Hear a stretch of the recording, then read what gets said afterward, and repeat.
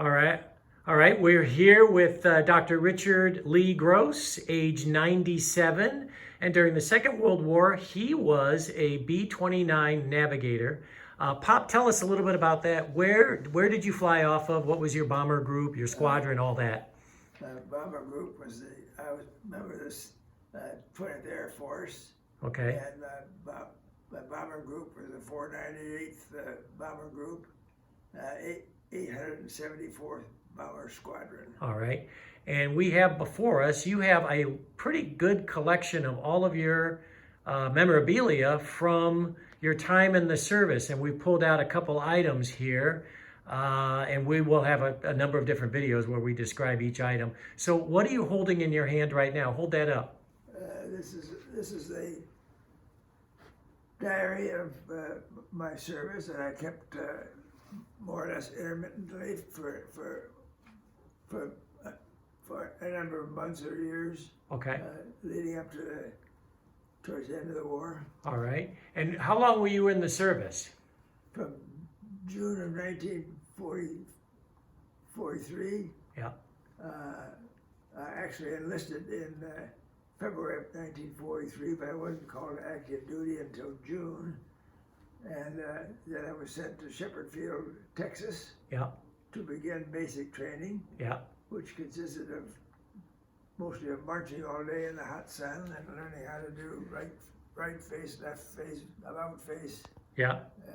A lot of marching around. A lot of marching. Okay. In very hot weather. Okay. And then what? Then I was from Shepherd Field. I was sent to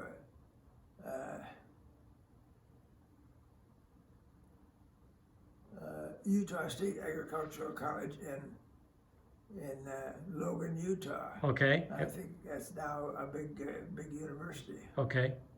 And what did you do there? That was more of a classification center. Okay. I was given 10 hours in a Piper Cub. Okay. 10 hours in a Piper Cub. With an instructor, and I was doing fine in the Piper Cub until it was time to start doing spins and stalls and spins, and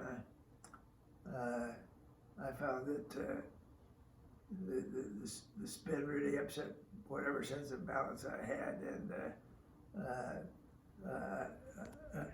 I started throwing up and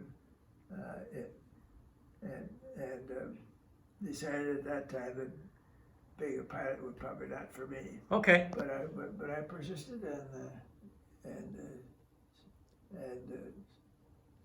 became a navigator. Okay, you became a navigator. All right. And how long were you a navigator?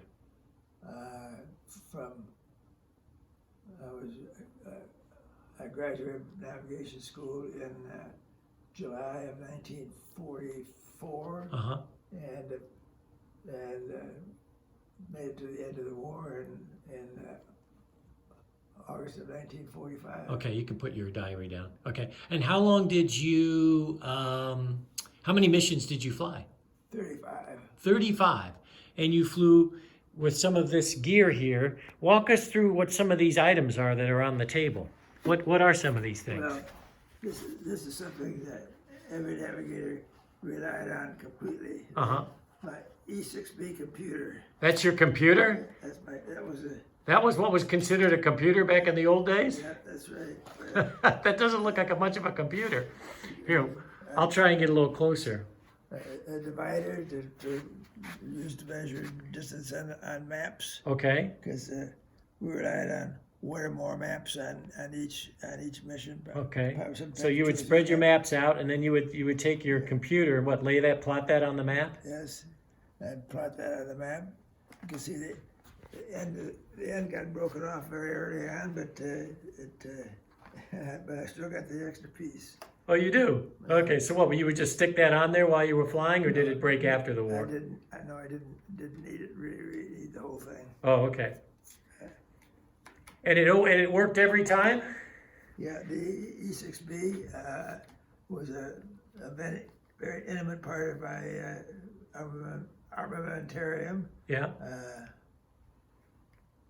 After after the war, when I got interested in medicine, I forgot all about how the E6B works, and I couldn't begin to tell you how to use an E6B now, but it was a very important part of my life on every mission. Huh. Totally dependent on it. Totally dependent. And I guess everybody on your plane was dependent on it too. Well, the other 10 guys needed me. Okay, so there was a crew of 11 on the bomber. That's correct. Okay, so what else do you have here? What are some of these other items you have on the table here? Well, this is just stuff that came along. Oh, here's some blank navigation logs, which I didn't use, but These are navigation logs? but I've saved 3 or 4 of the. I probably got a half a dozen of the actual logs that I used and filled out. Okay. And Well, we'll go through those later. You've got like a little book there. What's that? Get That Fighter. What is that? That's how to shoot down. Yeah. Now you didn't have to fire a gun, but I guess you at least had to go to gunnery school I was to. in gunnery school in Laredo, Texas, Yeah. for maybe 3 months. So that would teach you. That little book would teach you how to aim and shoot down a German plane or a Japanese plane. That's right. We learned how to identify planes in a split second. Yeah. At night. Here, turn the book around so we can see the cover. There it is. Get That Fighter. Huh. It looks like it's in good shape. Yeah, we all got so we could identify fighters of Germany or Japan in an instant. Huh. They'd flash it on the screen for maybe a tenth of a second, and we'd be able to identify which fighter it was. Were you pretty good at picking out the fighters? I thought it was pretty good. Yes. Okay. Which one were easier to pick out, the German ones or the Japanese ones? I don't remember. You don't remember? Okay. So what else do you have there? You got like some sort of navigator, a big navigator book down there. This is something that I picked up somewhere along the line, and it wasn't a big part of navigation school, but What's it say? Here, hold up the cover so we can see it. Navigator's information file. Okay. this is my notebook from one of my notebooks from navigation school. So that's all. Those are all your notes from navigation school. Yeah, we had to keep it up. This is probably, there's 2 notebooks. One is the beginning one. This is probably the second one. So these are all your handwritten notes from calibration procedures. And it had to be done very, very neatly. As you can see, it's all measured out carefully. I think we were measured on our handwriting also. Oh, okay. Well, at least at one point we know that you had pretty good handwriting. I did. Nobody can read it today. Yeah. But these are different calibration procedures because you had to calibrate the compass all the time. Calibrate the compass on the plane all the time? Yeah, especially the astro compass. What did an astro compass do?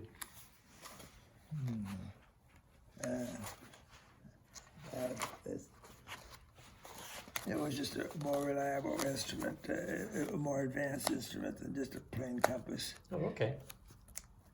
Wow. Looks like you had a lot of homework to know. Yes, yeah, it was 4 months of a pretty intense study. Now what is this? Now this right here, what is this? Hold this up. This looks like That's the flight suit. that's your flight suit. You wore this on every mission? I wore it. Here, hold that up for everybody to see. It's never been washed, it doesn't look like. It still has the dirt from Saipan on it. But I wore this on the way home from Saipan to California, and took it off, and when I got to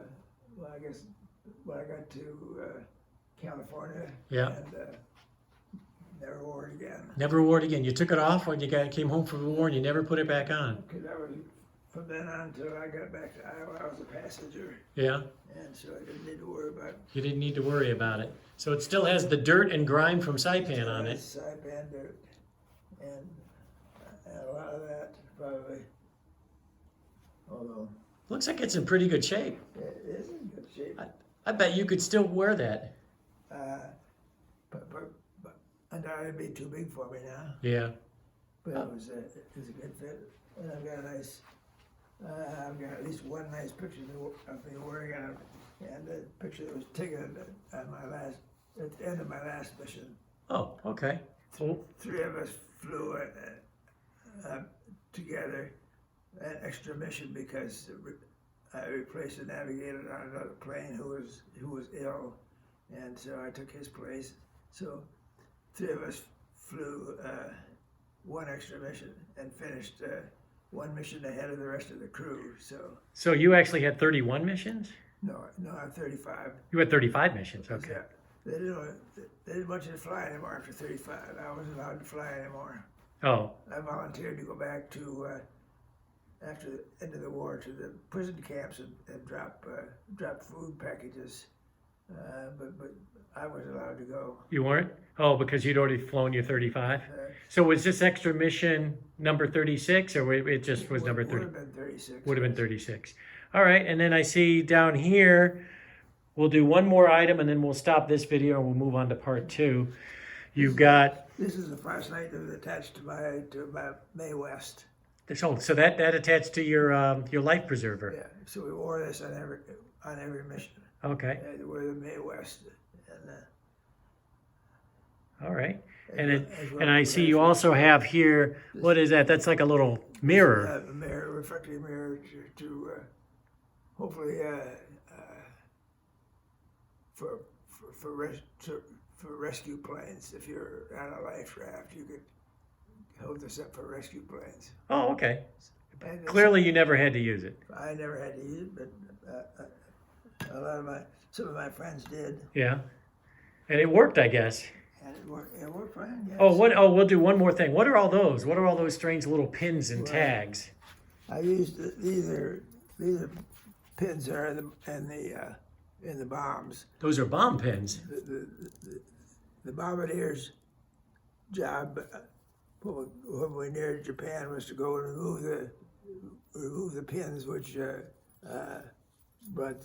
made the bombs usable. Which So he had to go and physically arm each bomb by removing the pin. Yeah. And I sometimes went with him to help. So you would go back there and remove the pins to help him out. Yeah. Wow. Sometimes. Yeah. Now now each one seems to be tagged. What are the tags on there? I wrote on the tags. Each tag, I think there's 35 of them. Yeah. Where each mission was. It's got the date. Yeah. Yeah, I'll come over your shoulder here. Oh, the date in the mission? Last date is August 2nd, 1945. The first date is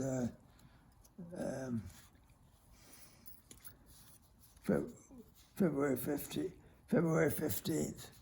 I went along as more or less passenger on another plane. Let's see some of these.